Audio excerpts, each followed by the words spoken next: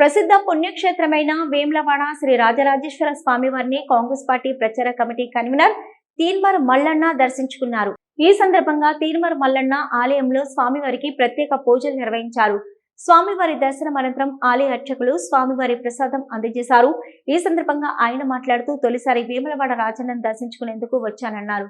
భక్తులకు అనుగుణంగా రాజన్న ఆలయం అభివృద్ధి చెందవలసిన అవసరం ఉందన్నారు. తప్పకుండా మరోసారి కుటుంబ సమేతంగా రాజన్నను దర్శించుకుంటామని తెలిపారు.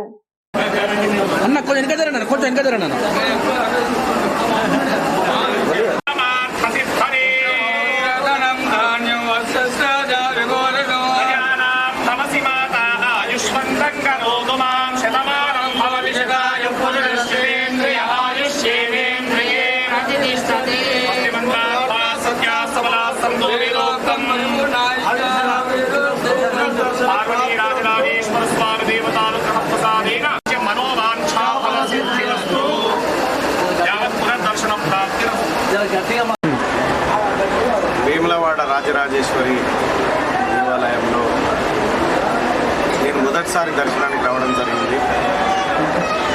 అయితే వేములవాడ రాజన్న మొత్తం తెలంగాణ రాష్ట్రంలోనే ప్రముఖ పుణ్యక్షేత్రంగా విరజిల్లుతూ ఉంది.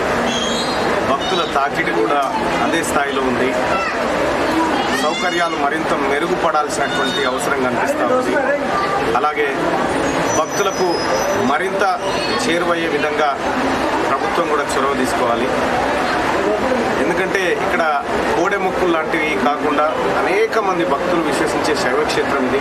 ఈ క్షేత్రంలో భక్తుల మనోవాంఛలు కోరికలన్నీ తీరుతాయని చెప్పి విశ్వాసం ఉన్నది.